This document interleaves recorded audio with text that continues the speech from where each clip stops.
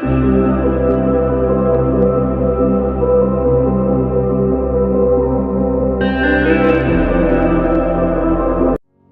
ಪರಿಶುದ್ಧವಾದ ನಾಮಕ್ಕೆ ಸ್ತೋತ್ರವಾಗಲಿ.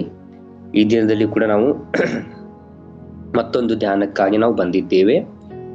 ಈ ದಿನದ ಧ್ಯಾನದ ಬಗ್ಗೆ ನಾವು ನೋಡಿಕೊಳ್ಳುವಾಗ ಮತ್ತಾಯನ ಬರೆದ ಸುವಾರ್ತೆ 3ನೇ ಅಧ್ಯಾಯವನ್ನು ಈ ದಿನದಲ್ಲಿ ನಾವು ಧ್ಯಾನ ಮಾಡಲಿದ್ದೇವೆ. ಈ ಒಂದು ಸಮಯದಲ್ಲಿ ಧ್ಯಾನವೇನೆಂದ್ರೆ ಮತ್ತಾಯನ ಬರೆದ ಸುವಾರ್ತೆಯಲ್ಲಿ 3ನೇ ಅಧ್ಯಾಯ. ಈ 3ನೇ ಅಧ್ಯಾಯದ ಬಗ್ಗೆ ನಾವು ಸ್ವಲ್ಪ ನಾವು ಧ್ಯಾನ ಮಾಡಿಕೊಳ್ಳೋಣ. 3ನೇ ಅಧ್ಯಾಯದಲ್ಲಿ ನಾವು ನೋಡುವಾಗ ವಚನ 7ನೇ ವಚನ 3 ಮತ್ತು 7, 3ನೇ ಅಧ್ಯಾಯದ 7ನೇ ವಚನವನ್ನು ನಾನು ಓದಿಕೊಂಡು ಪ್ರಾರಂಭ ಮಾಡಿಕೊಳ್ಳೋಣ. ಆದರೆ ಅವನು ಫರಿಸಾಯರಲ್ಲಿಯೂ ಸದ್ದುಕಾಯರಲ್ಲಿಯೂ ಅನೇಕರು ತನ್ನಿಂದ ಸ್ನಾನ ಮಾಡಿಸಿಕೊಳ್ಳುವುದಕ್ಕೆ ಬರುವುದನ್ನು ಕಂಡು ಅವರಿಗೆ, ಎಲೆ ಸರ್ಪಜಾತಿಯವರೇ, ಮುಂದೆ ಕಾಣಬರುವ ದೈವಕೋಪದಿಂದ ತಪ್ಪಿಸಿಕೊಳ್ಳುವುದಕ್ಕೆ ನಿಮಗೆ ಉಪದೇಶ. ಮತ್ತಾಯ 3:7. ಪ್ರೀತಿಯುಳ್ಳವರೇ, ದಿನದಲ್ಲಿ ನಾವು ನೋಡುವಾಗ ಮತ್ತಾಯನ ಬರೆದ ಸುವಾರ್ತೆಯಲ್ಲಿ ಸ್ಥಾನಿಕನಾದ ಯೋಹಾನನ ಒಂದು ಸೇವೆ, ಪ್ರಾರಂಭದ ಸೇವೆ ಅಂತೇಳಿ ನಾವು ಕಾಣ್ತೇವೆ. ಏನ್ ಸೇವೆ ಮಾಡ್ತಾ ಇದ್ದಾನೆ ಎಂಬುದನ್ನು ಇಲ್ಲಿ ನಾವು ನೋಡುವಾಗ ನಾವು ಮತ್ತಾಯನ ಬರೆದ ಸುವಾರ್ತೆಯಲ್ಲಿ ಮತ್ತಾಯನು ಈ ಒಂದು ಭಾಗವನ್ನು ಬರೆಯುವಾಗ ಸ್ಥಾನಿಕನಾದ ಯೋಹಾನನ ಬಗ್ಗೆ ಜಾಸ್ತಿ ಏನು ಬರ್ದಿಲ್ಲ. ಆತನ ಬಗ್ಗೆ ಹಿಸ್ಟ್ರಿ ಬರ್ದಿಲ್ಲ. ಆತನ ಸೇವೆಯಿಂದನೇ ಪ್ರಾರಂಭ ತಗೊಂಡ. ಏನಕ್ಕಾಗಿ ಆತನು ಒಂದು ಸೇವೆಯನ್ನು ಬರ್ದ ಅಂದ್ರೆ ಮತ್ತಾಯನು, ಯಾಕಂದ್ರ ಆತನಿಗೆ ಹೆಸರು ದೂತನು ಅಂತೇಳಿ ಒಂದು ಕಡೆಯಲ್ಲಿ ನಾವು ನೋಡ್ತೇವೆ. ಈತನ ಬಗ್ಗೆ ಬರೀಲಿಕ್ಕೆ ಆತನು ಇದು ಮಾಡ್ಕೊಳ್ಳಿಲ್ಲ, ಯಾಕಂದ್ರೆ ಈತನು ಅಷ್ಟೇನು ಇದಿಲ್ಲ. ಯಾಕಂದ್ರೆ ಈತನು ದೇವದೂತನ ಒಂದು ಇದರಿಂದಾನೇ ಬಂದಿದ್ದಾನೆ ಅಂತ ಹೇಳಿ ಈತನ ಬಗ್ಗೆ ಜಾಸ್ತಿ ಏನು ಹಿಸ್ಟ್ರಿ ಬರೀಲಿಲ್ಲ. ಈತನು ಈ ರೀತಿಯಾಗಿ ಜನಿಸ್ದ, ಈ ರೀತಿಯಾಗಿ ಬಂದ ಅಂತ ಹೇಳಿ ಈತನ ಮತ್ತಾಯನ ಬರೆದ ಸುವಾರ್ತೆಯಲ್ಲಿ ಈತನಿಗೆ ಆ ಒಂದು ಮತ್ತಾಯನಿಗೆ ಇಷ್ಟೇನು ಇದು ಆಗ್ಲಿಲ್ಲ. ನಾವು ನೋಡುವಾಗ ಮಲಾಕಿನ ಪ್ರವಾದನ ಗ್ರಂಥದಲ್ಲಿ ನಾವು ನೋಡ್ತೇವೆ. ಮಲಾಕಿನ ಪ್ರವಾದನ ಗ್ರಂಥದಲ್ಲಿ ಮಲಾಕಿ 3ನೇ ಅಧ್ಯಾಯ ವಚನ 1ರಲ್ಲಿ ನಾವು ಕಾಣ್ತೇವೆ. ಏನಂದ್ರ, ನನ್ನ ದೂತನು ಅಂತೇಳಿ ನಾವು ನೋಡ್ತೇವೆ. ಈಗ ನನ್ನ ದೂತನನ್ನು ಕಳುಹಿಸುತ್ತೇನೆ, ಆತನು ನನ್ನ ಮುಂದೆ ದಾರಿಯನ್ನು ಸರಿ ಮಾಡುವೆನು ಅಂತೇಳಿ ನಾವು ನೋಡ್ತೇವೆ. ಇದನ್ನ ನಾವು ಮತ್ತಾಯನ ಬರೆದ ಸುವಾರ್ತೆಯಲ್ಲಿ ಸ್ನಾನಿಕನಾದ ಯೋಹಾನನ ಉಪದೇಶ ಅಂತೇಳಿ ನಾವು ನೋಡುವಾಗ ಅಲ್ಲಿ 1ನೇ ವಚನದಲ್ಲಿ ನಾವು ನೋಡ್ತೇವೆ. ಮತ್ತಾಯ 3:1 ಅಲ್ಲಿ ನಾವು ನೋಡುವಾಗ, ಆ ದಿನಗಳಲ್ಲಿ ಸ್ಥಾನಿಕನಾದ ಯೋಹಾನನು, ಪರಲೋಕ ರಾಜ್ಯವು ಸಮೀಪವಾಯಿತು, ದೇವರ ಕಡೆಗೆ ತಿರುಗಿಕೊಳ್ಳಿರಿ ಎಂದು ಯೂದಾಯದ ಅಡವಿಯಲ್ಲಿ ಸಾರಿ ಹೇಳುತ್ತಾ ಎಂಬುದನ್ನು ನಾವು ನೋಡ್ತೇವೆ. ಕರ್ತನ ದಾರಿಯನ್ನು ಸಿದ್ಧ ಮಾಡಿರಿ ಅಂತೇಳಿ ನಾವು ನೋಡ್ತೇವೆ. ಸೊ ಪ್ರೀತಿಯುಳ್ಳವರೇ, ಮಲಾಕಿ ಪ್ರವಾದನೆ ಗ್ರಂಥದಲ್ಲಿ ನಾವು ನೋಡುವಾಗ ಮಲಾಕಿ ಪ್ರವಾದನೆ ಗ್ರಂಥದಲ್ಲಿ ಏನ್ ಹೇಳಲ್ಪಡ್ತಂದ್ರ ಆತನ ಬಗ್ಗೆ, ನನ್ನ ದೂತನನ್ನು ಅಂದ್ರೆ ಯೋಹಾನನ ಬಗ್ಗೆ ಬರೆಯಲ್ಪಟ್ಟಿದೆ. ಆದ್ರೆ ನನ್ನ ದೂತನ ನಾನು ಮುಂದೆ ಕಳಿಸ್ತೇನೆ, ಆತನು ನನ್ನ ದಾರಿಯನ್ನು ಸಿದ್ಧ ಮಾಡ್ತಾನೆ ಅಂತ ಹೇಳಿ ಇಲ್ಲೇ ನಾವು ನೋಡ್ತೇವೆ. ಇಲ್ಲೇ ಪ್ರವಾದಿ ನುಡಿತಿದೆ. ಏನಂದ್ರ, ನಾವು ಯೆಶಾಯನ ಬರೆದ ಪ್ರವಾದನೆ ಗ್ರಂಥದಲ್ಲಿ ಕೂಡ ನಾವು ನೋಡ್ತೇವೆ. 43ನೇ ವಚನದಲ್ಲಿ ಕೂಡ ನಾವು ನೋಡ್ತೇವೆ. ಹಾಗೆ ಅಲ್ಲಿ ಏನ್ ನೋಡ್ತೇವೆ ಅಂದ್ರ, ಸ್ಥಾನಿಕನಾದ ಯೋಹಾನನು ಮೊದಲನೇ ದೂತನಾಗಿದ್ದಾನೆ ಅಂತ ಹೇಳಿ ನಾವು ನೋಡ್ತೇವೆ. ಸ್ಥಾನಿಕನಾದ ಆದ್ರೆ ಈತನೇ ಮೊದಲನೇ ದೂತ ಅಂತೇಳಿ ನಾವು ಮತ್ತಾಯನ ಬರೆದ ಸುವಾರ್ತೆ 3ನೇ ಅಧ್ಯಾಯದಲ್ಲಿ ಕಾಣ್ತೇವೆ.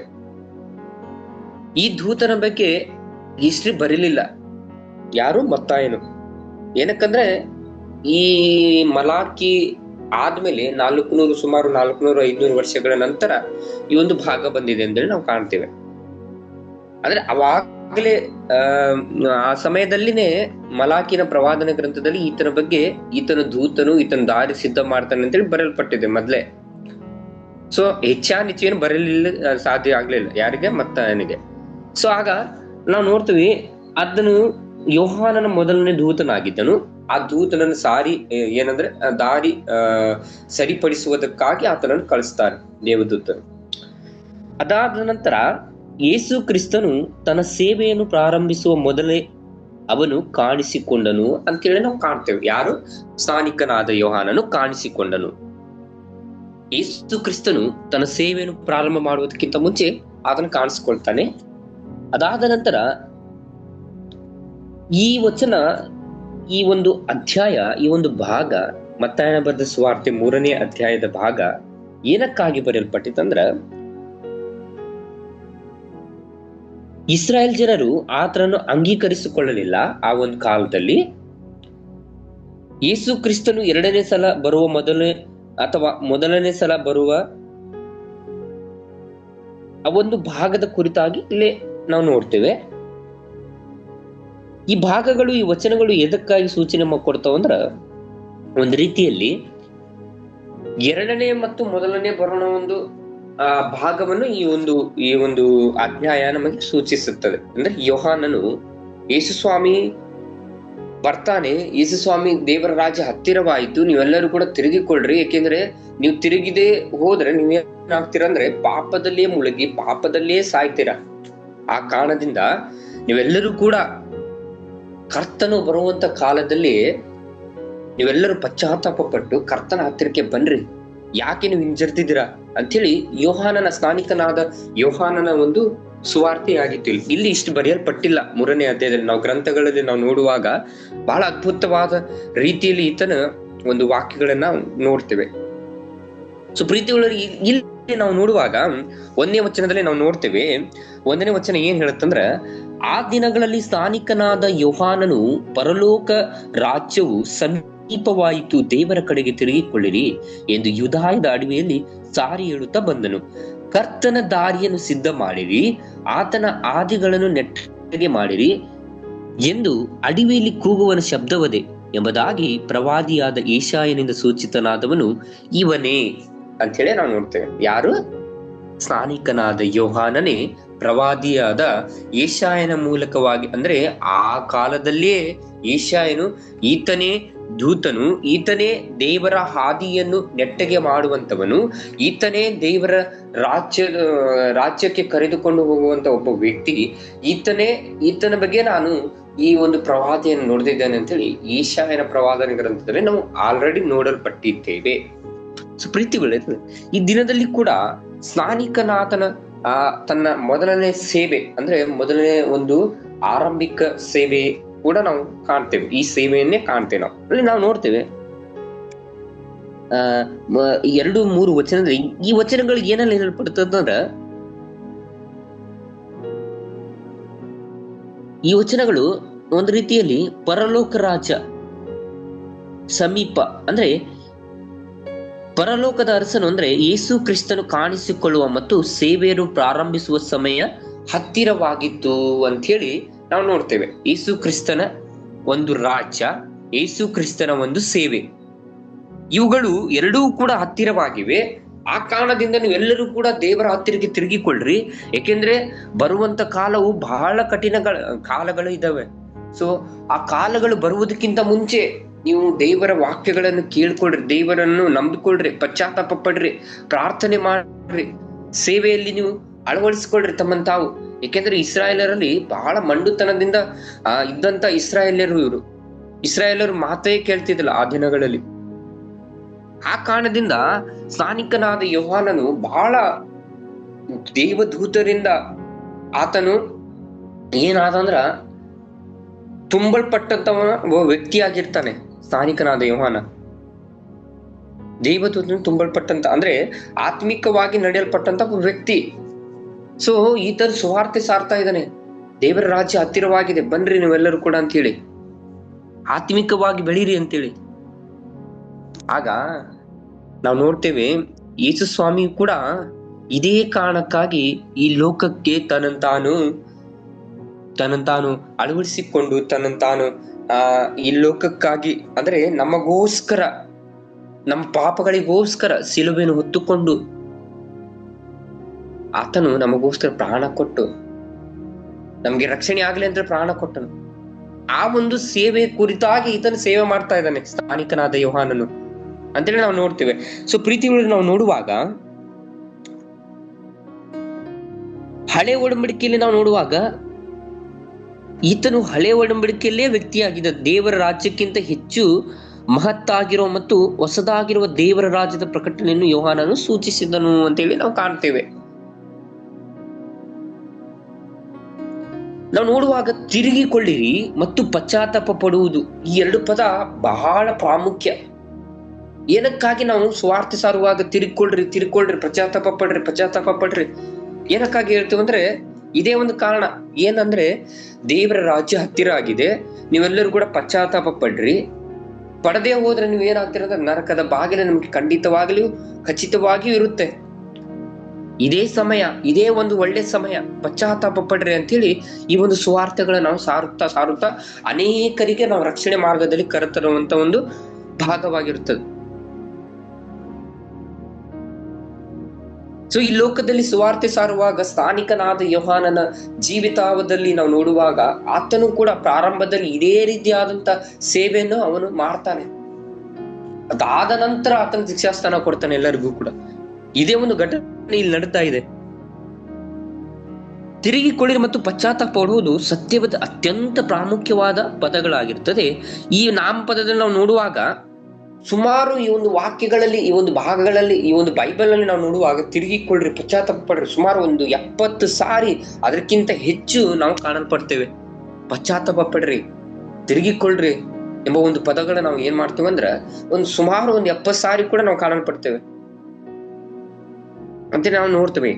ಸೊ ಪ್ರೀತಿಗೊಳ್ಳುವರೇ, ದಯವಿಟ್ಟು ನಾವು ಈ ಒಂದು ದಿನಮಾನಗಳಲ್ಲಿ ಪಶ್ಚಾತ್ತಾಪ ಪಡದೇ ಇಲ್ಲಂತ ವ್ಯಕ್ತಿಗಳನ್ನು ಕೂಡ ನಾವು ಏನ್ ಮಾಡ್ಬೇಕಂದ್ರೆ ಇದೇ ರೀತಿಯಾದಂತ ಮಾರ್ಗಗಳನ್ನ ನಾವು ಹೇಳಿ, ಸುವಾರ್ತೆಗಳನ್ನು ನಾವು ಸಾರಿ, ಇದೇ ರೀತಿಯಾದಂತ ಸೇವೆಗಳನ್ನು ನಾವು ಮಾಡಿ ಅನೇಕರಿಗೆ ನಂಬದಂತ ವ್ಯಕ್ತಿಗಳನ್ನು ಕೂಡ ನಾವು ಆತನ ಹತ್ತಿರಕ್ಕೆ ಕರೆತರುವಂತದ್ದೇ ಇಲ್ಲಿ ಸ್ಥಾನಿಕನಾದ ಯೋಹಾನನ ಒಂದು ಮಾತುಗಳಾಗಿರ್ತದೆ. ಇದನ್ನೇ ಇಲ್ಲಿ ನಮ್ಗೆ ಹೇಳ್ಕೊಡ್ತಾ ಇದೆ. ಈ ಒಂದು ಭಾಗ ಇದನ್ನೇ ನಮ್ಗೆ ಸಾರಲ್ಪಡ್ತಿದೆ. ಸೊ ಎಲ್ಲರಿಗೂ ಕೂಡ ಪಶ್ಚಾತ್ತಾಪ ಪಡುವಂತ ಒಂದು ಕಾಲ ಇದು. ಪಶ್ಚಾತ್ತಾಪ ಪಟ್ಟು ದೇವರ ಹತ್ತಿರಕ್ಕೆ ಬರುವಂತ ಒಂದು ಕಾಲ ಅಂತೇಳಿ ನಾವು ನೋಡ್ತೇವೆ. ಆಗಿನ ಕಾಲದಲ್ಲಿ ಇಸ್ರಾಯೇಲಲ್ಲಿ ಬಹಳಷ್ಟು ಪಾಪದಿಂದ ತುಂಬಿಕೊಂಡಿರುವಂತ ಜನರಿದ್ರು. ಸೊ ಅದರ ಕಾರಣಕ್ಕೋಸ್ಕರ ಸ್ಥಾನಿಕನಾದ ಯೋಹಾನನನ್ನು ದೈವದೂತರ ಮೂಲಕವಾಗಿ ನೇಮಕ ಮಾಡ್ತಾರೆ ಅಂತೇಳಿ ನಾವು ನೋಡ್ತೇವೆ. ಸೊ ಯೇಸು ಸ್ವಾಮಿ ಅದಕ್ಕಾಗಿ ಆತನನ್ನು ನೇಮಕ ಮಾಡ್ತಾನೆ ಅಂತೇಳಿ ನಾವು ನೋಡ್ತೇವೆ. 3ನೇ ವಚನದಲ್ಲಿ ನಾವು ನೋಡುವಾಗ ಈ ಹೇಳಿಕೆಯಲ್ಲಿ ಯೆಶಾಯ 40ನೇ ಅಧ್ಯಾಯ 3ನೇ ವಚನದಿಂದ ತೆಗೆದುಕೊಳ್ಳಲಾಗಿದೆ ಎಂದು ಕೂಡ ನಾವು ನೋಡ್ತೇವೆ. ಈ ಒಂದು ವಚನ 3ನೇ ವಚನದಲ್ಲಿ ನಾವು ನೋಡ್ತೇವೆ. ಈ ವಚನ ಏನಕ್ಕಾಗಿ ಅಂದ್ರೆ ಯೇಸು ಕ್ರಿಸ್ತನ ಮರಣಕ್ಕಾಗಿ ಯೋಹಾನನ ಮಾಡಿದ ಸೇವೆ ಬಗ್ಗೆ ಇಲ್ಲ ನಾವು ಈ ಒಂದು ವಚನವನ್ನು ನಾವು ನೋಡ್ತೇವೆ 3ನೇ ವಚನದಲ್ಲಿ. ಅಲ್ಲಿ ಯೆಶಾಯನ ಬರೆದ ಗ್ರಂಥದಲ್ಲಿ ನಾವು ನೋಡುವಾಗ ಯೆಹೋವ ಅಂದ್ರೆ ಯೆಹೋವನ ಬಗ್ಗೆ ಅಂದ್ರೆ ಕರ್ತನ ಬಗ್ಗೆ ಬರೆಯಲ್ಪಟ್ಟಿದೆ. ಆತನೇ ಯೆಹೋವ ಅಂತೇಳಿ ನಾವು ನೋಡ್ತೀವಿ. ಸೊ ಇಲ್ಲಿ ನಾವು ನೋಡುವಾಗ ಯೇಸು ಕ್ರಿಸ್ತನ ಬಗ್ಗೆ ನಾವು ನೋಡಲ್ಪಡ್ತೇವೆ. ಸೊ ಪ್ರೀತಿಗಳು, ನಾವು 4ನೇ ವಚನದಲ್ಲಿ ನಾವು ನೋಡುವಾಗ ಈ ಯೋಹಾನನಿಗೆ ಒಂಟೆ ಕೂದಲಿನ ಹೊದಿಕೆಯು ಸೊಂಟದಲ್ಲಿ ತೊಗಲಿನ ನಡುಕಟ್ಟು ಇದ್ದವು, ಅವನಿಗೆ ಮಿಡತೆ ಮತ್ತು ಕಾಡು ಜನ ಆಹಾರವಾಗಿತ್ತು. ಒಂಟೆ ಕೂದಲಿನ ಇದು ಏನಿತ್ತಂದ್ರೆ ಒಂಟೆ ಕೂದಲಿನ ಹೊದಿಕೆಯು ಅಂದ್ರೆ ಆ ರೀತಿಯಾದಂತ ಹೊದಿಕೆ ಇರುತ್ತೆ. ಸೊಂಟದಲ್ಲಿ ತೊಗಲಿನ ನಡುಕಟ್ಟು ಅಂದ್ರೆ ಒಂದ್ ರೀತಿಯಲ್ಲಿ ನಾವು ಈ ಒಂದು ಕಾಲಮಾನದಲ್ಲಿ ನಾವು ಬೆಲ್ಟ್ ಹಾಕೋತೀವಲ್ಲ, ಆ ಬೆಲ್ಟೇ ಆಗಿನ ಕಾಲದಲ್ಲಿ ಸೊಂಟದ ನಡುಕಟ್ಟು ಅಂತೇಳಿ ನಾವು ನೋಡ್ತೇವೆ. ಸೊ ಆ ಒಂದು ವಿಧವಾದ ಒಂದು ನಡುಕಟ್ಟನ್ನು ಆತನು ಬಳಸ್ತಾ ಇದ್ದ. ಸೊ ಇದು ಒಂದು ಸಾಧಾರಣವಾದಂತ ವಸ್ತ್ರ ಆತನು ಆ ದಿನಮಾನಗಳಲ್ಲಿ ಓದಿಸಿಕೊಂಡು ಸುವಾರ್ತಿಗಳನ್ನ ಸಾರ್ಲಿಕ್ಕೆ ಬಂದ ಸ್ಥಾನಿಕನಾದ ಯೋಹಾನನು. ಆಗ 5ನೇ ವಚನದಲ್ಲಿ ನಾವು ನೋಡುವಾಗ ಆಗ ಯೆರೂಸಲೇಮು, ಎಲ್ಲಾ ಯೂದಾಯವು, ಯೋರ್ದನ್ ಹೊಳೆಯ ಸುತ್ತಲಿರುವ ಎಲ್ಲಾ ಸೀಮೆಯು, 6ನೇ ವಚನದಲ್ಲಿ ಕೂಡ ನಾವು ನೋಡ್ತೇವೆ, ಅವನ ಬಳಿಗೆ ಹೊರಟು ಹೋಗಿ ಅವರು ತಮ್ಮ ತಮ್ಮ ಪಾಪಗಳನ್ನು ಹೇಳಿಕೊಂಡು ಯೋರ್ದನ್ ಹೊಳೆಯಲ್ಲಿ ಅವನಿಂದ ದೀಕ್ಷಾಸ್ನಾನ ಮಾಡಿಕೊಳ್ಳುತ್ತಿದ್ದರು ಅಂತ ನಾವು ನೋಡ್ತೇವೆ. ನೋಡ್ರಿ, ಎಲ್ಲರಿಗೂ ಕೂಡ ಈತನ ಏನ್ ಮಾಡ್ದ ಅಂದ್ರೆ ಎಲ್ಲರನ್ನೂ ಕೂಡ ರಕ್ಷಣೆ ಮಾರ್ಗದಲ್ಲಿ ತಂದು ಅದಾದ ನಂತರ ಇವರ ಪಾಪಗಳು ತೊಳೆಯಲ್ಪಡಬೇಕಂತ ಹೇಳಿ ಎಲ್ಲರನ್ನೂ ಕೂಡ ಯೋರ್ದನ್ ಹೊಳೆಯಲ್ಲಿ ದೀಕ್ಷಾಸ್ನಾನ ಮಾಡಿಸ್ತಾನೆ. ಎಲ್ಲರೂ ಕೂಡ ರಕ್ಷಣೆ ಹೊಂದಲಿ, ಎಲ್ಲರೂ ಕೂಡ ತಮ್ಮ ತಮ್ಮ ಪಾಪಗಳಿಂದ ತೊಳೆಯಲ್ಪಡಲಿ ಅಂತ ಹೇಳಿ ಎಲ್ಲರನ್ನೂ ಕೂಡ ಕರೆತಂದು ಎಲ್ಲರ ಪಾಪಗಳನ್ನು ಆ ಒಂದು ದೀಕ್ಷಾಸ್ನಾನ ಮಾಡುವುದರ ಮೂಲಕ ತೊಳೆಯಲ್ಪಡಲಿ ಅಂತ, ಪಶ್ಚಾತ್ತಾಪ ಪಡಲಿ ಅಂತ ಹೇಳಿ ಈ ಒಂದು ದೀಕ್ಷಾಸ್ನಾನವನ್ನು ತೆಗೆದುಕೊಳ್ತಾರೆ. ಅದೇ ಇಲ್ಲಿ ನಾವು ನೋಡುವಾಗ ಯೋಹಾನನು ಮಾಡುತ್ತಿದ್ದ ದೀಕ್ಷಾಸ್ನಾನ ಪಶ್ಚಾತ್ತಾಪ ಮತ್ತು ಪಾಪಗಳ ಕ್ಷಮಾಪಣೆಯನ್ನು ಸೂಚಿಸುತ್ತವೆ ಹೊರತು ಅವುಗಳನ್ನು ಉಂಟು ಮಾಡುತ್ತಿರಲಿಲ್ಲ ಅಂತೇಳಿ ನಾವು ನೋಡ್ತೇವೆ. ಇವು ಬರೇ ಏನಕ್ಕಾಗಿ ಸೂಚನೆ ಮಾಡ್ತದಂದ್ರ ಈಗಲೂ ಕೂಡ ಇವೇ ಸೂಚನೆ ಏನಂದ್ರ ಪಾಪಗಳಿಂದ, ಪಾಪ ಕ್ಷಮಾಪಣೆಯಿಂದ ಮತ್ತು ಪಶ್ಚಾತ್ತಾಪವನ್ನು ಪಡುವುದಕ್ಕೋಸ್ಕರ ಈ ಒಂದು ದೀಕ್ಷಾಸ್ಥಾನವನ್ನು ಕೊಡುತ್ತಿದ್ರಂತ ನಾವು ನೋಡ್ತೇವೆ. ದೀಕ್ಷಾಸ್ಥಾನ ಅಂದ್ರ ಒಂದ್ ರೀತಿಯಲ್ಲಿ ಆ ಗ್ರೀಕ್ ಭಾಷೆಯಲ್ಲಿ ಬಾಪ್ಟಿಸ್ಟೋ ಅಂತೇಳಿ ನಾವು ಕರಿತೇವೆ. ಬಾಪ್ಟಿಸ್ಟೋ ಅಂತೇಳಿ ನಾವು ಕರಿತೀವಿ. ಇದನ್ನ ಇಂಗ್ಲಿಷ್ ಭಾಷೆಗೆ ಕನ್ವರ್ಟ್ ಮಾಡುವಾಗ ಬಾಪ್ಟಿಸ್ಟ್ ಅಂತೇಳಿ ನಾವು ಕರಿತೀವಿ. ಅದಾದ ನಂತರ ಕನ್ನಡದಲ್ಲಿ ದೀಕ್ಷಾಸ್ಥಾನ ಅಂತೇಳಿ ನಾವು ಕರೆಯುತ್ತೇವೆ. ಸೊ ಪ್ರೀತಿ ಉಳ್ಳವರು, ಇಲ್ಲಿ ಸ್ಥಾನಿಕನಾದ ಯೋಹಾನನು ಬಹಳ ಅದ್ಭುತ ರೀತಿಯಲ್ಲಿ ಸುವಾರ್ತೆಯನ್ನು ಸಾರಿ ಎಲ್ಲಾ ಇಸ್ರಾಯೇಲರನ್ನು ಕೂಡ ಏನ್ ಮಾಡ್ತಾ ಅಂದ್ರೆ ದೀಕ್ಷಾಸ್ಥಾನ ಪಶ್ಚಾತ್ತಾಪ ಪಟ್ಟು ದೀಕ್ಷಾಸ್ಥಾನವನ್ನು ಕೊಡ್ಲಿಕ್ಕೆ ಈತನು ಪ್ರಾರಂಭ ಮಾಡಿದ. ಅದಾನಂತರ 7ನೇ ವಚನದಲ್ಲಿ ನಾವು ನೋಡುವಾಗ 7ರಿಂದ 8ರವರೆಗೆ ನಾವು ನೋಡುವಾಗ, ಆದರೆ ಅವನು ಫರಿಸಾಯರಲ್ಲಿಯೂ ಸದ್ದುಕಾಯರಲ್ಲಿಯೂ ಅನೇಕರು ತನ್ನಿಂದ ಸ್ನಾನ ಮಾಡಿಸಿಕೊಳ್ಳುವುದಕ್ಕೆ ಬರುವುದನ್ನು ಕಂಡು ಅವರಿಗೆ, ಎಲೇ ಸರ್ಪ ಜಾತಿಯವರೇ, ಮುಂದೆ ಕಾಣಬರುವ ದೈವ ಕೋಪದಿಂದ ತಪ್ಪಿಸಿಕೊಳ್ಳುವುದಕ್ಕೆ ನಿಮಗೆ ಉಪದೇಶ ಮಾಡಿದವರಾರು? ಹಾಗಾದರೆ ನಿಮ್ಮ ಮನಸ್ಸು ದೇವರ ಕಡೆಗೆ ತಿರುಗುತ್ತೆಂಬುದೇ ತಕ್ಕ ಫಲದಿಂದ ತೋರಿಸಿರಿ. ಅಬ್ರಹಾಮನು ನಮಗೆ ಮೂಲ ಪುರುಷನಲ್ಲವೇ ಎಂಬ ಆಲೋಚನೆಯನ್ನು ಬಿಡಿರಿ. ದೇವರ ಅಬ್ರಹಾಮನಿಗೆ ಈ ಕಲ್ಲುಗಳಿಂದಲೂ ಮಕ್ಕಳನ್ನು ಹುಟ್ಟಿಸಲು ಬಲ್ಲನೆಂದು ನಿಮಗೆ ಹೇಳುತ್ತೇನೆ. ಈಗಲೇ ಮರಗಳ ಬೇರಿಗೆ ಕೊಡಲಿ ಹಾಕಿದೆ, ಒಳ್ಳೆಯ ಫಲವನ್ನು ಕೊಡದೆ ಪ್ರತಿಯೊಂದು ಮರವನ್ನು ಕಡಿದು ಬೆಂಕಿಯಲ್ಲಿ ಹಾಕುವರು. ನಾನಂತೂ ನಿಮ್ಮ ಮನಸ್ಸು ತಿರುಗಿಕೊಳ್ಳುವುದೆಂಬುದಕ್ಕೆ ನಿಮಗೆ ನೀರಿನಲ್ಲಿ ಸ್ನಾನ ಮಾಡಿಸುತ್ತೇನೆ. ಆದರೆ ನನ್ನ ಹಿಂದೆ ಬರುವವನು ನನಗಿಂತ ಶಕ್ತನು, ಆತನ ಕೆರಗಳನ್ನು ಹೊರಲಿಕ್ಕೂ ನಾನು ಯೋಗ್ಯನಲ್ಲ. ಆತನ ಪವಿತ್ರಾತ್ಮನಲ್ಲಿಯೂ ಬೆಂಕಿಯಲ್ಲೂ ನಿಮಗೆ ಸ್ನಾನ ಮಾಡಿಸುವನು. ಆತನ ಮೊರವನ್ನು ನಾವು ನೋಡುವಾಗ ಕೈಯಲ್ಲಿ ಹಿಡಿದಿದ್ದಾನೆ, ತನ್ನ ಕಣದಲ್ಲಿಯೇ ರಾಶಿಯನ್ನು ತೂರಿ ಹಸನು ಮಾಡಿ ತನ್ನ ಗೋಧಿಯನ್ನು ಕಣಬದಲ್ಲಿ ತುಂಬಿಕೊಂಡು ಹೊಟ್ಟನ್ನು ಆರದ ಬೆಂಕಿಯಲ್ಲಿ ಸುಟ್ಟು ಬಿಡುವನು ಎಂದು ಹೇಳಿದನು ಅಂತೇಳಿ ನಾವು ನೋಡ್ತೇವೆ. ಪ್ರೀತಿಗಳು ನೋಡ್ರಿ, ಬಹಳ ಅದ್ಭುತ ರೀತಿಯಲ್ಲಿ ಇಲ್ಲಿ ಸ್ಥಾನಿಕನಾದ ಯೋಹಾನನು ಸುವಾರ್ತೆಯನ್ನು ಸಾರ್ತಾ ಇದ್ದಾನೆ. ಪ್ರೀತಿ ಉಳ್ಳವರೇ, ನಾನು ನಿಮಗೆ ನೀರಿನಲ್ಲಿ ಸ್ನಾನ ಮಾಡಿಸ್ತೇನೆ, ನನ್ನ ಹಿಂದೆ ಬರುವನು ಅಂದ್ರೆ ಯೇಸು ಸ್ವಾಮಿಯು ಆತನು ಬರುವಾಗ ನಿಮಗೆ ಪವಿತ್ರಾತ್ಮನಿಂದಲೂ ಬೆಂಕಿಯಲ್ಲಿಯೂ ಸ್ನಾನ ಮಾಡಿಸ್ತಾನೆ ಅಂತೇಳಿ ಇಲ್ಲಿ ಬಹಳ ಸ್ಪಷ್ಟವಾಗಿ ಸ್ಥಾನಿಕನಾದ ಯೋಹಾನನು ನುಡಿಯುತ್ತಿದ್ದಾನೆ. ಅಂದ್ರೆ ಏನು ಬೆಂಕಿಯಲ್ಲಿಯೂ ಮತ್ತು ಪವಿತ್ರಾತ್ಮನ ಮೂಲಕ ಆತನ ಸ್ನಾನ ಮಾಡಿಸ್ತಾನೆ ಅಂತೇಳಿ ನಾವು ನೋಡ್ತೀವಿ. ಅದೇ ಅಂದ್ರೆ ಏನಂದ್ರೆ ನಾವು 7ನೇ ವಚನದಲ್ಲಿ ನಾವು ನೋಡ್ತೀವಿ. 7ನೇ ವಚನದಲ್ಲೂ ಕೂಡ ಬಹಳ ಅದ್ಭುತ ರೀತಿಯಲ್ಲಿ ಬರೆಯಲ್ಪಟ್ಟಿದೆ. ಆದರೆ ಅವನು ಫರಿಸಾಯರಲ್ಲಿ ಸದ್ದುಕಾರಲ್ಲಿಯೂ ಅನೇಕರು ತನ್ನಿಂದ ಸ್ನಾನ ಮಾಡಿಸಿಕೊಳ್ಳುವುದು ಬರುವುದನ್ನು ಕಂಡು ಅವರಿಗೆ, ಎಲೇ ಸರ್ಪಜಾತಿ, ಅಂದ್ರೆ ಈ ರೀತಿಯಾದಂತ ಜನರು, ಇವರು ಮಾತನ್ನೇ ಕೇಳದಂತ ವಿಶೇಷವಾದಂತ ಜನರು ಇವರು. ಆ ಕಾರಣದಿಂದ ಈಗಲೇ ತಿರುಗಿಕೊಳ್ಳ್ರಿ, ತಿರುಗದೇ ಹೋದರೆ ನಿಮಗೆ ನರಕ ಉಂಟು, ತಿರುಗದೇ ಹೋದರೆ ನಿಮಗೆ ಸ್ವರ್ಗ ಕಾಣುವುದೇ ಇಲ್ಲ ನೀವು ಅಂತೇಳಿ ಇಲ್ಲಿ ತಿರುಗಿಸ್ಲಿಕ್ಕೆ ಬಹಳ ಪ್ರಯತ್ನ ಮಾಡ್ತಾನೆ. ಆಗ ಇವರು ಎಲ್ಲರೂ ಕೂಡ ಕೆಲವೊಬ್ಬರು ತಿರುಗಿಕೊಂಡು ದೀಕ್ಷಾಸನ ಪಡೆದುಕೊಂಡು ದೇವರ ಹತ್ತಿರಕ್ಕೆ ಬರ್ತಾನೆ. ಆಗ ನನ್ನ ಹಿಂದೆ ಬರುವವನು, ನಾವು ನೋಡ್ತೇವೆ 11 ಮತ್ತು 12ನೇ ವಚನದಲ್ಲಿ ಬಹಳ ಸ್ಪಷ್ಟವಾಗಿ ಬರೆಯಲ್ಪಟ್ಟಿದೆ, ನಾನಂತೂ ನಿಮ್ಮ ಮನಸ್ಸುಗಳನ್ನು ತಿರುಗಿಸಿಕೊಳ್ಳಬೇಕೆಂದು ನಿಮಗೆ ನೀರಿನಲ್ಲಿ ಸ್ನಾನ ಮಾಡಿಸುತ್ತೇನೆ. ಆದರೆ ನನ್ನ ಹಿಂದೆ ಬರುವವನು ನನಗಿಂತ ಶಕ್ತನು, ಆತನ ಕೆರಗಳು ಹೋರಲಿಕ್ಕೂ ನಾನು ಯೋಗ್ಯನಲ್ಲ. ನೋಡ್ರಿ, ಇಷ್ಟು ಚೆನ್ನಾಗಿ ಸ್ಪಷ್ಟವಾಗಿ ಬರೆಯಲ್ಪಟ್ಟಿದೆ. ಈಗಲೂ ಕೂಡ ಈ ಒಂದು ವಾಕ್ಯಗಳು ನಮಗೆ ಸಿಕ್ಕಿದವಂದ್ರೆ ಬಹಳ ಅದ್ಭುತ ರೀತಿಯಲ್ಲಿ ಇದನ್ನ ನಾವು ಉಪಯೋಗ ಮಾಡಿಕೊಳ್ಬೇಕಂತೇಳಿ ಇಲ್ಲಿ ಸ್ಥಾನಿಕನಾದ ಯೋಹಾನನು ಕೂಡ ಒಂದು ತನ್ನ ಸುವಾರ್ತೆಯ ಕಾಲದಲ್ಲಿ, ತನ್ನ ಸೇವೆಯ ಕಾಲದಲ್ಲಿ, ತಾನು ಮಾಡುವಂತ ಉಪದೇಶ ಮಾಡುವಂತ ಕಾಲದಲ್ಲಿ ಕೂಡ ಈ ವಚನಗಳನ್ನು ನಮಗೆ ಸ್ಪಷ್ಟವಾಗಿ ತಿಳಿಸಲ್ಪಡುತ್ತದೆ. ಸೊ ಪ್ರೀತಿ ಒಳವರೆ ದಿನದಲ್ಲಿ ಕೂಡ ನಾವು ಇದೇ ರೀತಿಯಾದಂತ ಮಾರ್ಗದಲ್ಲಿ ನಡೆದುಕೊಳ್ಳುವುದಾದರೆ ಕರ್ತನು ನಮಗೆ ಒಂದು ವಿಶೇಷವಾದಂತ ಮಾರ್ಗಗಳು ನಮ್ಮನ್ನು ಅನುಗ್ರಹಿಸಿಕೊಳ್ಳುವಾತನಾಗಿದ್ದಾನೆ. ಸೊ ಇದರಿಂದ ನಾವು ಏನು ಕಲಿಯಲ್ಪಟ್ಟಿತ್ತು ಅಂದ್ರೆ ಈ ದಿನದಲ್ಲಿ ನಾವು ನೋಡುವಾಗ, ಇದರಿಂದ ನಾವು ವಿಶೇಷವಾಗಿ ಕರ್ತನ ಬಗ್ಗೆ, ಆತನ ಬರುವಂತ ಕಾಲದ ಬಗ್ಗೆ ನಾವು ನೋಡ್ತೇವೆ. ಅದೇನಂದ್ರ ಕೆಲವೊಂದು ಆತ್ಮಿಕ ಪಾಠಗಳು, ಒಂದು 5 ಆತ್ಮಿಕ ಪಾಠಗಳು ನಾವು ಕಲಿತೇವೆ. ಏನೋ ಒಂದನೇದಾಗಿ ನಾವು ನೋಡುವಾಗ, ಪಶ್ಚಾತ್ತಾಪವು ಕ್ರೈಸ್ತ ಜೀವನದ ಒಂದು ಆರಂಭವಾಗಿದೆ ಎಂಬುದರ ಬಗ್ಗೆ ನಾವು ನೋಡ್ತೇವೆ. ಎರಡನೇದಾಗಿ ನಾವು ನಿಜವಾದ ಬದಲಾವಣೆ ಹೃದಯದಿಂದ ಬರಬೇಕಂತೇಳಿ ನಾವು ಈ ಒಂದು ಭಾಗದಿಂದ ಕಾಣ್ತೇವೆ. ನಿಜವಾದ ಬದಲಾವಣೆ ಎಲ್ಲಿಂದ ಬರ್ಬೇಕಂದ್ರೆ ಹೃದಯದಿಂದ ಬರಬೇಕು. ಇಲ್ಲಿ ನಿಜವಾದ ಬದಲಾವಣೆ ಸ್ನಾನಿಕನಾದ ಯೋಹಾನನಿಗೆ ಹೃದಯದಿಂದನೇ ಬಂತು. ಮೂರನೇದಾಗಿ ನಾವು ನೋಡುವಾಗ ಯೇಸು ಕ್ರಿಸ್ತನು ನಮ್ಮ ರಕ್ಷಕನು ಅಂತ ಹೇಳಿ ನಾವು ನಂಬಬೇಕು. ಮೂರನೇದಾಗಿ ನಾವು ಏನ್ ನಂಬಬೇಕಂದ್ರೆ ಯೇಸು ಕ್ರಿಸ್ತನೇ ನಮ್ಮ ರಕ್ಷಕನು ಅಂತ ಹೇಳಿ ಈ ಭಾಗದಿಂದ ನಾವು ನಂಬಬೇಕು. ನಾಲ್ಕನೇದಾಗಿ ನಮ್ಮ ಜೀವನವು ನಂಬಿಕೆ ಫಲಗಳನ್ನು ತೋರಿಸಬೇಕು ಅಂತೇಳಿ ನಾವು ಇದರಿಂದನೇ, ಅಂದ್ರೆ ನಮ್ಮ ಜೀವನ ಯಾವ ರೀತಿಯಾಗಿ ಇರ್ಬೇಕಂದ್ರೆ ನಂಬಿಕೆಯಿಂದ ನಾವು ಜೀವಿಸ್ಬೇಕು. ಅದರಲ್ಲಿ ನಾವು ಕೆಲವೊಂದು ಫಲಗಳನ್ನು ನಾವು ಬಿತ್ತಬೇಕು, ಒಳ್ಳೆ ಫಲವನ್ನು ನಾವು ಬಿತ್ತಬೇಕು ಅಂತ ಹೇಳಿ ನಾವು ನಾಲ್ಕನೇದಾಗಿ ನಾವು ಕಲಿತುಕೊಳ್ತೇವೆ. ಐದನೇದಾಗಿ ದೇವರ ರಾಜ್ಯಕ್ಕೆ ನಾವು ಸಿದ್ಧರಾಗಿರಬೇಕು.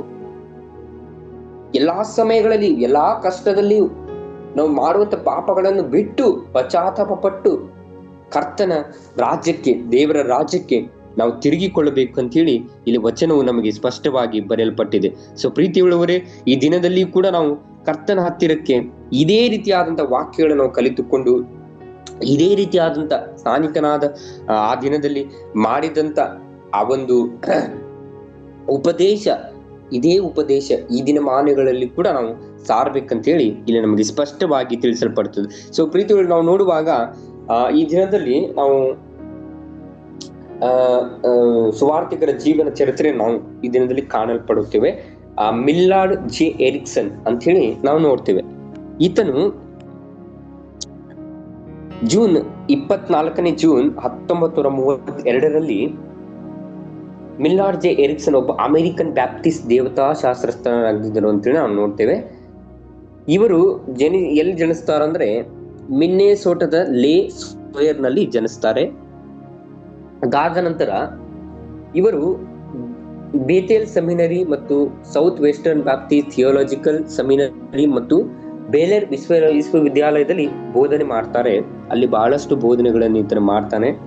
ಅದಾದ ನಂತರ ಅವರ ಅತ್ಯಂತ ಪ್ರಸಿದ್ಧ ಕೃತಿ ಯಾವುದಂದ್ರೆ ಕ್ರೈಸ್ಟ್ ಥಿಯಾಲಜಿ, ವ್ಯಾಪಕವಾಗಿ ಬಳಸಲಾಗುವ ಸ್ವಾರ್ಥ ಬೋಧಕ ಪಠ್ಯ ಪುಸ್ತಕವಾಗಿದ್ದು ಕ್ರೈಸ್ತ ಸಿದ್ಧಾಂತದ ವ್ಯವಸ್ಥಿತ ಖಾತೆಯನ್ನು ಪ್ರಸ್ತುತಪಡಿಸುತ್ತದೆ ಅಂತೇಳಿ ನಾವು ನೋಡ್ತೇವೆ. ಸೊ ಈತನ ಬಗ್ಗೆ ನಾವು ಕಲಿಯುವುದಾದ್ರೆ ಏನ್ ಕಲಿತೀವಿ ಅಂದ್ರೆ, ಈತನು ಈಗಲೂ ಕೂಡ ಇದ್ದಾರೆ. ಇವರು ಮಿಲ್ಲಾರ್ಡ್ ಜೆ ಎರಿಕ್ಸನ್ ಅಂತ ಎಂಬುವರು. ಈತನು ಕೂಡ ಆ ದಿನಮಾನಗಳಲ್ಲಿ ಅನೇಕ ಬೋಧನೆಗಳನ್ನು ತರ್ತಾರೆ, ಅನೇಕ ವಾಕ್ಯಗಳನ್ನು ತರ್ತಾರೆ. ಮಿಲ್ಲಾರ್ಡ್ ಅವರು ಸುಮಾರು 20ನೇ ಶತಮಾನದ ಕೊನೆಯಲ್ಲಿ ಮತ್ತು 21ನೇ ಶತಮಾನದ ಆರಂಭದಲ್ಲಿ ಅತ್ಯಂತ ವಿಶ್ವಾಸಾರ್ಹ ಸುವಾರ್ಥ ಬೋಧಕರಾದಂತ ಇವರು ದೇವತಾ ಶಾಸ್ತ್ರದಲ್ಲಿ ಒಬ್ಬರನ್ನಾಗಿ ಮಾಡಿದೆ ಅಂತೇಳಿ ನಾವು ನೋಡ್ತೇವೆ. ಸೊ ಈತನು ಅನೇಕ ರಾಜಕೀಯ ಮತ್ತು ಲಿಂಗ ಈ ರೀತಿಯಾದಂತ ದೇವತಾ ಶಾಸ್ತ್ರ ಸಮಕಾಲೀನ ವಿಷಯಗಳನ್ನು ಕುರಿತು ಈತನು ಬರೆದಿದ್ದಾನೆ, ಅನೇಕ ಪುಸ್ತಕಗಳನ್ನು ಬರೆದಿದ್ದಾನೆ. ಸೊ ಈ ಲೋಕದಲ್ಲಿ ನಾವು ಯಾವ ರೀತಿಯಾದಂತ ಸೇವೆಗಳನ್ನು, ಸ್ವಾರ್ಥಗಳನ್ನು ನಾವು ಸಾರಬೇಕು ಎಂಬುದರ ಬಗ್ಗೆ ಈತನು ಈ ಒಂದು ಕೆಲವೊಂದು ಭಾಗಗಳಲ್ಲಿ ಈತನು ಆತನ ಸೇವೆಯ ಕಾಲದಲ್ಲಿ ಬರೆಯಲ್ಪಟ್ಟಂತ ವಿಷಯಗಳನ್ನು ನಾವು ಕಾಣ್ತೇವೆ. ಸೊ ಮಿಲ್ಲಾರ್ಡ್ ಜಿ ಅವರು 21ನೇ ಶತಮಾನದಲ್ಲಿ, ಈಗಲೂ ಕೂಡ ಇದೇ ಒಂದು ಶತಮಾನದಲ್ಲಿ ಪುಸ್ತಕವನ್ನು ಬರೆದು ತಾನು ಖ್ಯಾತಿ ಪಡಿಸುವುದಕ್ಕೋಸ್ಕರ ಆತನ ಪುಸ್ತಕವನ್ನು ಬರಲಿಲ್ಲಂತೆ. ಸೊ ಇದರಿಂದ ಅನೇಕ ಮಕ್ಕಳು, ಅನೇಕ ಜನರು ಬೈಬಲ್ ಓದೋದೇ ಮಾತ್ರವಲ್ಲದೆ ಅನೇಕ ಈ ಪುಸ್ತಕದಿಂದ ಕೂಡ ನಾನು ಸುವಾರ್ತೆಯನ್ನು ಸಾರಬಹುದಲ್ಲ ಅಂತ ಹೇಳಿ ಬೈಬಲಿಂದ ತೆಗೆಯಲ್ಪಟ್ಟಂತ ಅನೇಕ ವಚನಗಳನ್ನು ತೆಗೆದುಕೊಂಡು ಅನೇಕರಿಗೆ ಈತನ ಏನ್ ಮಾಡ್ತಂದ್ರ ಭಾಗವನ್ನು ಕೊಟ್ಟು ಮತ್ತು ಅನೇಕ ಒಂದು ಮಿಷನರಿ ಕಾಲೇಜ್ಗಳಲ್ಲಿ, ಆಮೇಲೆ ಸ್ಕೂಲ್ಗಳಲ್ಲಿ ಹೋಗಿ ತಮ್ಮನ್ನು ತಾವು ಸಮರ್ಪಿಸಿಕೊಂಡು ಸುವಾರ್ತೆಗಳನ್ನ ಈತನು ಸಾರ್ತಾ ಇದ್ದ ಅಂತ ಹೇಳಿ ನಾವು ಕಾಣ್ತೇವೆ. ಈಗಲೂ ಕೂಡ ಈತನು ತನ್ನ ಮುಪ್ಪಿನ ಇವಾಗ ನಾವು ನೋಡುವಾಗ ಇದನ್ನು 93 ವರ್ಷ, ಈತನು ಕೂಡ ಈ 93 ವರ್ಷದಲ್ಲಿ ಕೂಡ ಸುವಾರ್ತೆಯಲ್ಲಿ ನಿರತರಾಗಿದ್ದಾರೆ ಎಂದು ನಾವು ಕಾಣಲ್ಪಡ್ತೇವೆ. ಸೊ ಪ್ರೀತಿ ಉಳ್ಳವರೇ, ಜಾನ್ ಮಿಲ್ಲಾರ್ಡ್ ಜೆ ಎರಿಕ್ಸನ್ ಎಂಬರು ಈ ಒಂದು ವ್ಯಕ್ತಿಯ ನಾವು ಇದರಿಂದ ಏನ್ ಕಲಿತೀವಿ ಅಂದ್ರೆ 93 ವಯಸ್ಸಿನಲ್ಲಿ ಕೂಡ ಈತನು ಸುವಾರ್ತೆಯಲ್ಲಿ ಇದ್ದಾನಲ್ಲ ಎಂಬುದನ್ನು ನಾವು ಕಲಿತೇವೆ. ಸೊ ಈ ದಿನದಲ್ಲಿ ಕೂಡ ನಾವು ಕೂಡ ಸುವಾರ್ತೆ ಬೋಧನೆಯಲ್ಲಿ ಬಹಳ ಸ್ಪಷ್ಟವಾದಂತ ಮಾತುಗಳನ್ನಾಡಿ, ಬಹಳ ಸ್ಪಷ್ಟವಾದಂತ ವಾಕ್ಯಗಳನ್ನ ನಾವು ತಿಳಿಯಪಡಿಸಿ ಅನೇಕರಿಗೆ ಪಾಪದಿಂದ ಅವರನ್ನು ಪಡುವಂತೆ ಅಂತ ಅಂತ ಒಂದು ಮಾತುಗಳನ್ನ ಆಡಿ ವಾಕ್ಯದಲ್ಲಿರುವಂತ ಬರೆಯಲ್ಪಟ್ಟಂತ ಅಂದ್ರೆ ಈ ಒಂದು ಬೈಬಲ್ ಅಲ್ಲಿ ಬರೆಯಲ್ಪಟ್ಟಂತ ವಚನಗಳನ್ನ ನಾವು ಅವ್ರ ಮುಂದೆ ಸಾರಿ ಈ ಲೋಕದಲ್ಲಿ ಅನೇಕ ಜನರನ್ನು ಸ್ವಾರ್ಥ ಬೋಧನೆಯನ್ನು ನಾವು ತರೋಣ.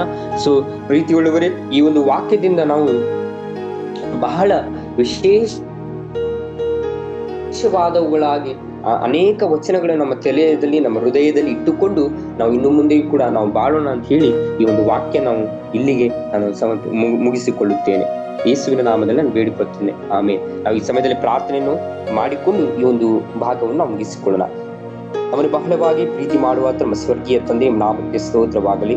ಈ ದಿನದಲ್ಲಿ ಕರ್ತನ ರಾಜ ಬಹಳ ಅದ್ಭುತಕರವಾದ ಒಂದು ವಾಕ್ಯವನ್ನು ನಮಗೆ ನೀನು ಅನುಗ್ರಹಿಸಿಕೊಟ್ಟಿದ್ದಕ್ಕಾಗಿ ನಿಮಗೆ ಸ್ತೋತ್ರ ಕರ್ತನೆ. ವಿಶೇಷವಾಗಿ ನಾನು ಬೇಡಿಕೊಳ್ಳುತ್ತೇನೆ ರಾಜ, ಅದೇನೆಂದರೆ ಕರ್ತನೆ, ಈ ದಿನಮಾನಗಳಲ್ಲಿ ಸ್ನಾನಿಕನಾದ ಯೋಹಾನನು ಆ ದಿನದಲ್ಲಿ ಸಾರಿದಂತ ಸುವಾರ್ತೆಗಳು ಕರ್ತನೆ, ಸಾರಿದಂತ ಮಾತುಗಳು ಕರ್ತನೆ, ದಿನಮಾನಗಳು ನಮ್ಮಲ್ಲಿ ಬರುವುದಿಲ್ಲ, ಧೈರ್ಯವಾಗಿ ಸಾರುವುದಕ್ಕೂ ಕೂಡ ಆಗುವುದಿಲ್ಲ ಕರ್ತನೆ. ಆದರೆ ನಾವು ಧೈರ್ಯವಾಗಿ ಸಾರಬೇಕಂದ್ರೆ, ಧೈರ್ಯವಾಗಿ ನಿನ್ನ ವಾಕ್ಯಗಳನ್ನ ನಾವು ನುಡಿಬೇಕಂದ್ರೆ ಅದು ನಿನ್ನ ಚಿತ್ತವೇ ಮಾತ್ರ ಕರ್ತನೆ. ಈ ಲೋಕಕ್ಕೆ ಸಾಕು ಕರ್ತನೆ, ನಿನ್ನ ಚಿತ್ತವಿಲ್ಲದೆ ನಾವು ಏನು ಮಾಡಲಾರರು. ಹೌದು ಕರ್ತನೆ ರಾಜ, ನಿನ್ನ ಚಿತ್ತದ ಪ್ರಕಾರ ಈ ಲೋಕದಲ್ಲಿ ಅನೇಕರಿಗೆ ಪಾಪದಿಂದ ಅವರು ಪಶ್ಚಾತ್ತಾಪ ಪಡುವಂತೆ ನಾವು ದೇವ ಪಶ್ಚಾತ್ತಾಪ ಪಡಿಸಿಕೊಳ್ಳುವಂತೆ ನಾವು ಅವರನ್ನು ನಾವು ಬಹಳ ಮೃದುವಾದ ವಾಕ್ಯಗಳೊಂದಿಗೆ ಅವರಿಗೆ ನಾವು ತಿಳಿಯಪಡಿಸುವಂತೆ ನಮಗೆ ಸಹಾಯ ಮಾಡಿಕೊಡಬೇಕಾಗಿ ನಾನು ಬೇಡಿಕೊಳ್ಳುತ್ತೇನೆ ರಾಜ. ವಿಶೇಷವಾಗಿ ಕರ್ತನೆ, ಈ ಒಂದು ವಾಕ್ಯದಿಂದ ನಮ್ಮನ್ನು ನಾವು ನಿರಾಕರಿಸಿ ಕರ್ತನೆ, ದೇವರ ರಾಜ್ಯಕ್ಕಾಗಿ ನೀತಿಗಾಗಿ ತವಕಪಟ್ಟು ಕರ್ತನ ರಾಜ ಈ ಲೋಕದಲ್ಲಿ ಜೀವಿಸ್ಲಿಕ್ಕಾಗುವಂತೆ ನಮಗೆ ಸಹಾಯ ಮಾಡಿಕೊಡು ದೇವರೇ. ನೀವು ಮಹಿಮೆ ಹೊಂದಬೇಕು ಕರ್ತನೆ. ಕುಳಿತುಕೊಂಡಿರುವಂತ ಕರ್ತನೆ, ಈ ಒಂದು ಝೂಮ್ ಮೀಟಿಂಗ್ಗೆ ಅಟೆಂಡ್ ಆಗಿರುವಂತ ಎಲ್ಲಾ ನಿನ್ನ ಸೇವಕರನ್ನು, ಎಲ್ಲಾ ನಿನ್ನ ಮಕ್ಕಳನ್ನು ಆಶೀರ್ವಾದ ಮಾಡು ಕರ್ತನೆ. ನಿನ್ನ ಕೃಪೆಯಿಂದ ನಡೆಸು, ನಿನ್ನ ಆತ್ಮದಿಂದ ತುಂಬಿಸು ಕರ್ತನೆ. ಇವರೇ ಈ ಲೋಕಕ್ಕಾಗಿ, ಈ ರಾಜ್ಯಕ್ಕಾಗಿ ಜೀವಿಸುವಂತವರು. ನಾವೇ ಕರ್ತನೆ ರಾಜ ಈ ಲೋಕಕ್ಕಾಗಿ ಮತ್ತು ಈ ನಿನ್ನ ರಾಜ್ಯಕ್ಕಾಗಿ ನಾವು ಜೀವಿಸುವಂತರಾಗಿ ನಾವು ದೇವ ಯಾವಾಗಲೂ ಕೂಡ ನಡಲಿಕ್ಕಾಗುವಂತೆ ಸಹಾಯ ಮಾಡಿ. ನಮ್ಮಲ್ಲಿ ಕೂಡ ಆ ಒಂದು ಪಶ್ಚಾತ್ತಾಪದ ಒಂದು ಕರ್ತನ ರಾಜ ಭಾವನೆಗಳು, ಮನಸ್ಸುಗಳು ಬರ್ಲಿಕ್ಕಾಗುವಂತೆ ಸಹಾಯ ಮಾಡಿ. ನಾವು ಪಶ್ಚಾತ್ತಾಪ ಪಡಬೇಕು, ಈ ಸದ್ಯ ನಾವು ಪಡಬೇಕು ಕರ್ತನೆ. ಪಶ್ಚಾತ್ತಾಪ ಪಡದೆ ಹೋದರೆ ನಮಗೆ ಬರುವಂತ ಕರ್ತನ ರಾಜ್ಯ ಅಪಾಕರ್ತನೆ, ಆ ಒಂದು ಪರಲೋಕ ರಾಜ್ಯದ ಬಾಗಿಲುಗಳು ನಮಗೆ ತೆರೆಯಲ್ಪಡುವುದಿಲ್ಲ. ನಾವು ತೆರೆಯಲ್ಪಡ್ಲಿಕ್ಕಾಗ ಆ ಒಂದು ಪರಲೋಕ ರಾಜ್ಯ ನಮಗೋಸ್ಕರ ತೆರೆಯಲ್ಪಡಬೇಕಂದ್ರೆ ನಾವು ಈ ಸಮಯದಲ್ಲೇ ಪಶ್ಚಾತ್ತಾಪ ಪಡಬೇಕು. ಇನ್ನೂ ಕೂಡ ತುಂಬಿಕೊಂಡಿದೆ ನಮ್ಮಲ್ಲಿ ಪಾಪಗಳು ಕರ್ತನೆ. ಆ ಪಾಪದಿಂದ ನಮಗೆ ನೀನು ಕ್ಲೀನ್ ಮಾಡುವ ದೇವರಾಗಿದೆ. ಅದಕ್ಕಾಗಿ ನಿಮಗೆ ಸ್ತೋತ್ರ. ನೀವೇ ಒಬ್ಬರೇ ದೇವರು, ನೀವೇ ಒಬ್ಬರೇ ಸತ್ಯ ದೇವರು ಎಂಬುದನ್ನು ಅರಿತುಕೊಂಡು ಕರ್ತನೆ ಈ ಲೋಕದಲ್ಲಿ ಜೀವಿಸ್ಲಿಕ್ಕಾಗುವಂತೆ ನೀವು ಸಹಾಯ ಮಾಡಿಕೊಡ್ಬೇಕಾಗಿ ನಾನು ಬೇಡಿಕೊಳ್ಳುತ್ತೇನೆ ರಾಜ. ನೀವೇ ನಮ್ಮ ಸೇವೆಯಲ್ಲಿ ದೇವ ಇದ್ದು ನಮ್ಮನ್ನು ಕಾಯ್ದು ಕಾಪಾಡಬೇಕಾಗಿ ಬೇಡಿಕೊಳ್ಳುತ್ತಾ ನಜರೇತಿನ ಯೇಸುವಿನ ನಾಮದಿಂದ ಬೇಡುತ್ತ ತಂದೆಯಾದ ದೇವರೇ, ಆಮೇನ್.